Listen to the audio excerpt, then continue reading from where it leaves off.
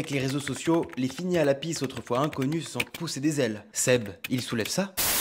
Voilà le genre de commentaires que Léna a reçu par milliers durant les jours qui ont suivi sa montée des marches du Festival de Cannes. Même ceux qui ne sont pas allés jusqu'à écrire ce genre de commentaires ont des idées bien arrêtées. Ils pensent que Léna est une petite idiote qui étale son mode de vie de riche, qui doit sa fortune au hasard des réseaux sociaux et à la fameuse chance. Bref, les gens s'acharnent sur elle depuis un moment. Pourtant, Léna's situation cache une philosophie de vie profonde que ces gens n'ont même pas soupçonnée. Pour gérer toute cette haine, Léna fait appel à une vision du monde bien spécifique qui regorge de leçons de vie dont on peut tous s'inspirer. Aujourd'hui, nous allons plonger dans les recoins de cette philosophie oubliée. Et vous allez notamment voir comment l'un des concepts les plus critiqués de sa carrière est en fait une véritable bombe à retardement.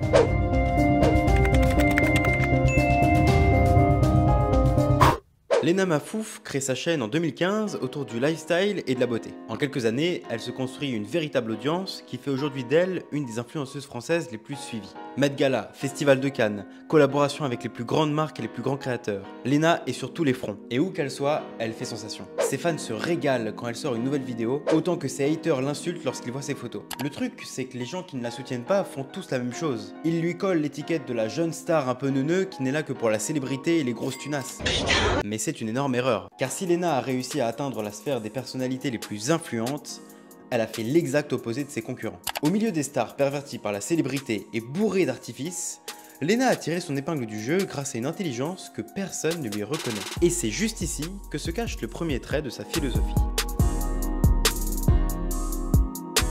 Le 6 décembre 2016, Léna publie cette vidéo. Je suis vachement stressée parce que c'est une nouvelle aventure. Je me sens vachement débile d'ailleurs en tenant ma caméra comme ça. Sans le savoir, elle a créé le format qui va la propulser au sommet de sa gloire, le vlog. Si les vlogs de Léna sont aussi efficaces, c'est car ils permettent à son public de la suivre en tant qu'individu. On peut la voir évoluer au fur et à mesure des épisodes, être embarqué dans ses aventures comme si on était ses proches, et plus que ça, connecter avec elle. Mais là n'est pas l'essentiel. Léna's situation ne se contente pas de nous emmener dans ses différentes aventures. Elle nous fait littéralement rentrer dans sa tête. En suivant ses vlogs, on peut passer d'un haul à une sortie entre amis, à une confidence de sa part disant qu'elle s'est embrouillée avec son copain ou qu'elle se sent comme une merde. Tout l'inverse des créateurs qui montrent uniquement les aspects positifs de leur vie. En philosophie, on parle d'authenticité. En l'occurrence, l'authenticité se réfère à la manière dont un individu vit sa vie, en accord avec ses propres valeurs, ses convictions et sa véritable nature. Cela implique d'être fidèle à soi-même, plutôt que de se conformer aux attentes des autres ou aux normes sociales. Mais j'ai pas envie de participer à ce complexe qu'on peut avoir sur les réseaux sociaux parce on choisit de montrer que la partie hyper positive,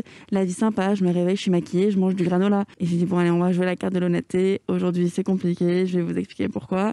Si vous avez déjà laissé de côté vos valeurs ou vos envies pour vous conformer à ce que les autres attendent de vous, vous savez à quel point c'est toxique. À quel point on a l'impression d'éclipser notre soi profond au bénéfice d'une image qu'on façonne pour des gens qui ne comptent même pas tant que ça. Ça, Léna l'a bien compris. Ce qui lui fait d'ailleurs un point commun avec Sartre. Comment ça? Pour le philosophe Jean-Paul Sartre, l'authenticité implique de reconnaître que nous sommes condamnés à être libres.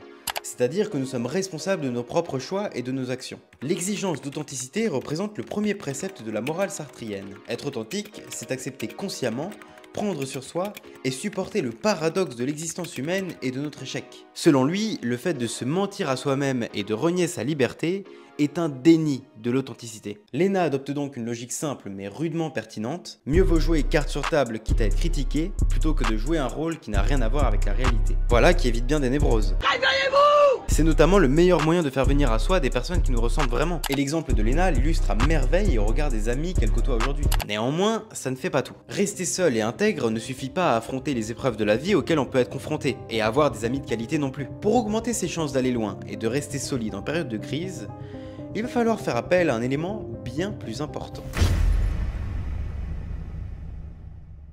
Faire partie du tout, n'être qu'un individu parmi 8 milliards, tel est notre lot commun.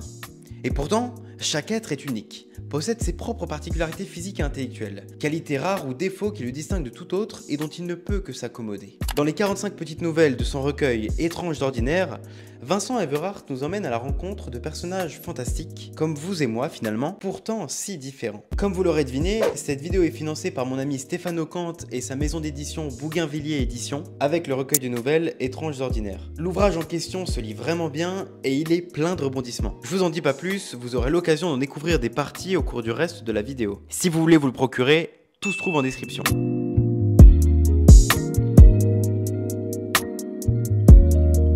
En février 2020, Léna lâche une bombe. Je voulais pas en parler comme ça, j'avais envie d'être celle qui vous l'annonce entre nous. Ça me fait chier d'être dans ce mood énervé et triste pour vous l'annoncer, alors que ce monsieur me rend bien trop heureuse depuis 5 mois à sa mère. Pour autant, sa vie de couple ne va pas être de tout repos. Je veux dire la vérité, et ce qui est en train de se passer, et la raison pour laquelle je suis de nouveau dans un suite à capuche, avec Seb, on s'est disputé ce soir. Comme tous les couples, la vie à deux implique parfois des problèmes qu'on aurait préféré éviter au départ. Embrouille, froid, incompréhension, tension. Méfiez-vous. Mais se mettre en couple avec quelqu'un est globalement plus intéressant qu'il n'y paraît. Et dans le cas de Léna, c'est loin d'être anodin. Quand on est dans la même pièce ou pas trop loin, tout ce qu'elle voit avec mon œil, c'est moi qui le vois. Comme un deuxième point de vue. La même scène sous un autre angle et, avec le temps et l'habitude, avec sa façon à elle de voir les choses. Oui, je crois que c'est grâce à ça que Mathilda et moi, on se comprend aussi bien. Parce qu'on a la vision de l'autre. Et puis quand on s'éloigne trop, on perd le contrôle. L'œil distant devient flou, puis il s'éteint totalement. Alors on revient à la façon dont tout le monde voit et comprend le monde. Et comprendre ce monde-là, tout seul et d'un œil, ça ne me fait pas vraiment envie. On se retrouve tellement limité que, des fois, j'en pleurerais. Quand elle n'est pas là, Mathilda, tout ce que je vois vraiment, c'est qu'elle me manque. Dans cette nouvelle, tout droit sortie des Étranges ordinaires, le protagoniste et sa femme ne sont pas décrits comme deux êtres bien distincts. Ils sont plutôt vus comme une entité à part entière. Tu vois ce que je veux dire ou pas? Où les deux membres qui la forment se complètent en agissant à l'unisson. Quand on est côte à côte et qu'on regarde dans la même direction, c'est juste normal. Mais si Mathilda et moi on tourne un peu à la fois sur nous-mêmes jusqu'à se retrouver tout doucement dos à dos, ça fait un effet de dingue. C'est drôle d'avoir la vue qui s'élargit comme ça petit à petit. Mais aujourd'hui, on y est habitué. Pour des personnalités comme Léna, cet idéal amoureux est un élément non négligeable. Car elle sait qu'une relation de couple saine et constructive est un moteur puissant. Vous allez vite voir où je vais en venir. Ce qui fait la magie d'un couple, c'est cette capacité à grandir ensemble. Un couple sain, c'est un couple qui tire chacune de ses parties vers le haut. Ensemble, Seb et Léna forment un duo qui s'inscrit tout à fait dans cette dynamique. Ils se taquinent, évoluent ensemble, partent à l'aventure et rigolent. Aussi, ils s'admirent mutuellement. Et ils transforment chaque difficulté en une brique au service de leur édifice amoureux. C'est là qu'est le vrai amour. Un amour qui offre à chacun une nouvelle vision du monde, enrichie de celle de l'autre. Un amour qui rend Léna encore plus puissante pour parer les difficultés de sa carrière. Mais si vous la connaissez bien, vous savez qu'elle cache encore quelque chose. En septembre 2020, Léna a fait parler d'elle en publiant son livre Toujours Plus, un retournement dans l'espace médiatique. Des centaines de milliers de ventes, une promo sans précédent, des commentaires de toutes parts, et un concept qui a beaucoup fait parler.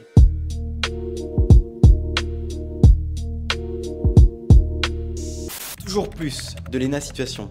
147 pages de vide, 19,50 € de perdu. Dès la sortie de son ouvrage, Léna Situation s'est faite allumer par les intellectuels du milieu de l'édition. Son livre serait le témoignage de son inculture, couplé à un style écœurant de démagogie. Et c'est Beck Beder, un critique littéraire, qui rajoutait que, philosophiquement, Mademoiselle Situation est plus proche d'Emmanuel Carrère que de Sartre ou des Bords. How dare you? Bref, ça tire à balles réelles. Mais c'est gênant.